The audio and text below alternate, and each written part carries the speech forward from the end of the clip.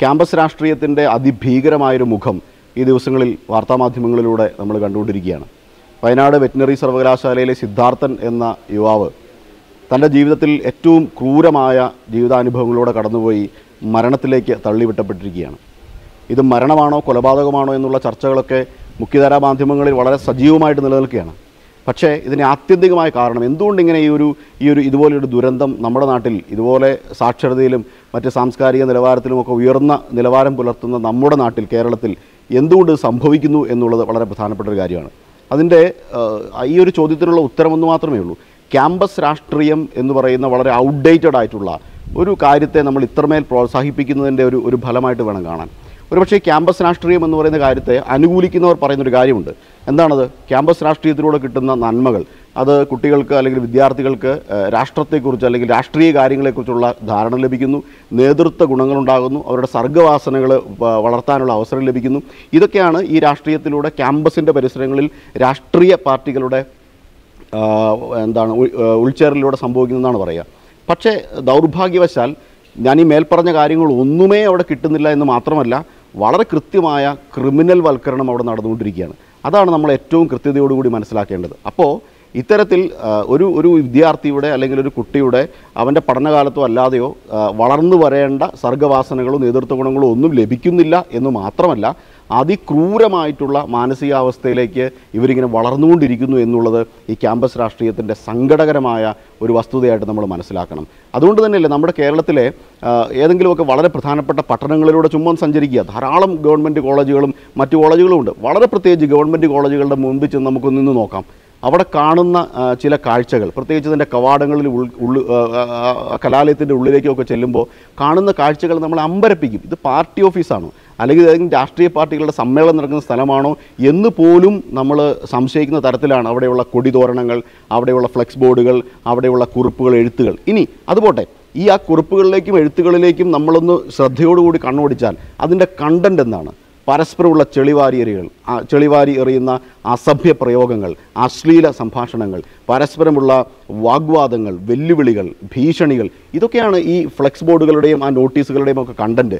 അപ്പോൾ ഈ കലാലയങ്ങളിൽ അടിസ്ഥാനപരമായി സംഭവിക്കേണ്ട കാര്യം എന്താണ്? അവിടെ പഠനം ഉണ്ടാകണം, അവിടെ പരിശീലനം ഉണ്ടാകണം, അവിടെ നല്ല മനുഷ്യരെ രൂപീകരിക്കുന്ന ഒരു കാര്യം അവിടെ നടക്കണം. ഇതൊന്നും അവിടെ നടക്കുന്നില്ല എന്നുള്ളതാണ്. അപ്പോൾ അതുകൊണ്ടാണ് ക്യാമ്പസ് രാഷ്ട്രീയം എന്ന് പറയുന്നത് ഔട്ട്ഡേറ്റഡ് ആണ്. അത് അത്യധികമായി നിരോധിക്കപ്പെടേണ്ട ഒന്നാണ് എന്ന് പറയാനായിട്ടുള്ള കാരണം. ഇനി ഇവിടെ വളരെ പ്രധാനപ്പെട്ട മറ്റൊരു കാര്യം കൂടിയുണ്ട്. ഈ രാഷ്ട്രീയ പാർട്ടികളുടെ, വളരെ പ്രത്യേകിച്ച് മുഖ്യധാര രാഷ്ട്രീയ പാർട്ടികളുടെ ഒരു സെലക്റ്റീവ് ധാർമ്മികത എന്ന് പറയുന്നൊരു കാര്യം. സെലക്റ്റീവ് ധാർമ്മികത നമുക്കറിയാം. ഇതുപോലൊരു സംഭവം കേരളത്തിലെ പല ക്യാമ്പസുകളിലും നടക്കുന്നുണ്ട്. വളരെ പ്രത്യേകിച്ച് പൊതുവിദ്യാഭ്യാസ രംഗത്ത് നടക്കുന്ന വളരെ സജീവമായിട്ട് പോകുന്ന പല കോളേജുകളിലും യൂണിവേഴ്സിറ്റികളിലും ഇങ്ങനെയുള്ള കാര്യങ്ങൾ നടക്കുന്നുണ്ട്. പക്ഷേ കേരളത്തിൽ എവിടെയെങ്കിലും ഒരു ക്രൈസ്തവ മാനേജ്മെൻറ്റിൻ്റെ അല്ലെങ്കിൽ മറ്റേതെങ്കിലും മാനേജ്മെൻറ്റ്, സ്വാശ്രയ മാനേജ്മെൻറ്റുകളുടെ കീഴിലുള്ള ഒരു സ്ഥാപനത്തിലാണ്, വളരെ പ്രത്യേകിച്ച് ക്രൈസ്തവ മാനേജ്മെൻറ്റുകളുടെ കീഴിലുള്ള സ്ഥാപനത്തിലാണ് ഇങ്ങനെ അപൂർവമായി ഇത്തരത്തിലൊരു അനിഷ്ട സംഭവം നടന്നിരുന്നുവെങ്കിൽ രാഷ്ട്രീയ പാർട്ടികളുടെയും കുട്ടി നേതാക്കന്മാരുടെയും ഒക്കെ പ്രകടനം എന്തായിരിക്കും? ധാരാളം ഉദാഹരണങ്ങൾ നമ്മുടെ കൺമുമ്പിൽ ഈ അടുത്ത വർഷങ്ങളിൽ തന്നെ നിൽക്കുകയാണ്. എന്തായിരിക്കും അവരുടെ പ്രകടനം? എന്തായിരിക്കും അവരുടെ പ്രതികരണം? സമര ആവേശം എന്തായിരിക്കും? എന്തുകൊണ്ടാണ് ഇവിടെ ഇതൊന്നും കാണാത്തത്? അതാണ് ഞാൻ പറഞ്ഞത്, ഒരു സെലക്റ്റീവ് ധാർമ്മികത എന്ന് പറയുന്ന കാര്യം ഇവിടെ വർക്ക് ചെയ്യുന്നുണ്ട്. അതുകൊണ്ട് തന്നെ ഇവരുടെ ഉദ്ദേശശുദ്ധിയെ നമ്മൾ കൃത്യമായി സംശയിക്കണം. ഉദ്ദേശശുദ്ധിയെ കൃത്യമായിട്ട് സംശയിക്കേണ്ടതുണ്ട്.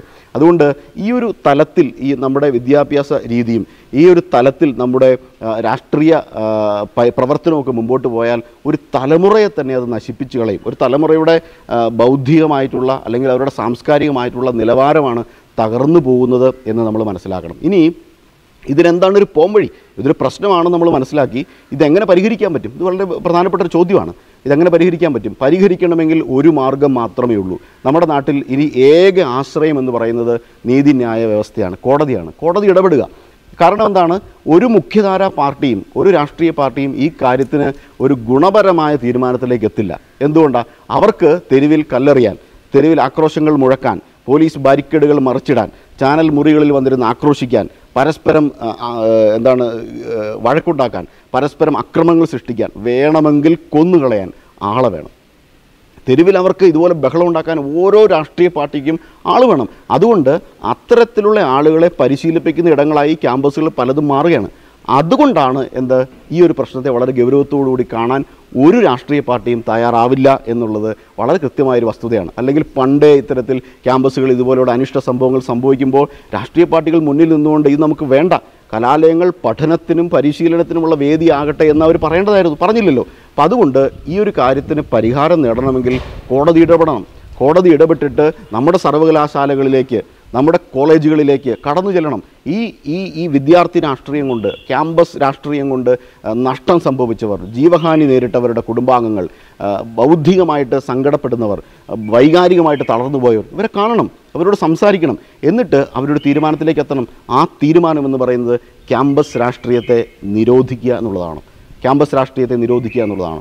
അങ്ങനെ നിരോധിക്കപ്പെട്ടാൽ എന്ത് സംഭവിക്കും? തീർച്ചയായിട്ടും നമ്മുടെ നാട്ടിലെ സാംസ്കാരിക നിലവാരം, വിദ്യാർത്ഥികളുടെ പ്രതികരണശേഷി, അവരുടെ സർഗാത്മകമായ കഴിവുകൾ ഒക്കെ വളരുന്ന ഒരിടമായി നമ്മുടെ ക്യാമ്പസുകൾ മാറും എന്നുള്ളത് നിസ്തർക്കമായ വസ്തുതയാണ് എന്നുള്ളതാണ്. അപ്പോൾ അതുകൊണ്ട് അത്തരത്തിലൊരു നല്ല കാലം നമ്മുടെ നാട്ടിൽ സംജാതമാകണമെങ്കിൽ ഇത്തരത്തിൽ ധീരമായ നിലപാടുകളുമായി നമ്മുടെ നാട്ടിലെ നീതിന്യായ വ്യവസ്ഥ തന്നെ കടന്നു വരണം. കാരണം ഇവിടെ ആർക്കും ഒരു തരത്തിലും ജീവിച്ച് മുന്നോട്ട് പോകാൻ പറ്റാത്ത തരത്തിലുള്ള അരാജകത്വത്തിലേക്ക് നമ്മുടെ നാട് കടന്നു വന്നുകൊണ്ടിരിക്കുന്ന ഒരു കാലമാണ്. നമുക്ക് അത്തരത്തിലൊരു നല്ല കാലത്തെ സ്വപ്നം കാണാനായിട്ട് പറ്റേണ്ടതുണ്ട്. അതൊരുപക്ഷെ നമ്മുടെ സ്വപ്നം മാത്രമായിട്ട് അവശേഷിക്കാതെ യാഥാർത്ഥ്യത്തിലേക്ക് എത്തിപ്പെടാൻ നമുക്ക് ആത്മാർത്ഥമായിട്ട് പരിശ്രമിക്കണം. അതിനുവേണ്ടിയുള്ളൊരു പ്രാർത്ഥന കൂടി നമ്മുടെ മനസ്സിൽ ഉയർത്തേണ്ടതുണ്ട്. അതുകൊണ്ട് ഇനിയെങ്കിലും നമ്മുടെ കലാലയങ്ങളിൽ നിന്ന് നമ്മുടെ വിദ്യാർത്ഥികൾ രക്തം പുരണ്ട മുഷ്ടികളുമായി അന്തരീക്ഷത്തിലേക്ക് മുദ്രാവാക്യം വിളികൾ ഉയർത്താൻ ഇടവരാതിരിക്കട്ടെ.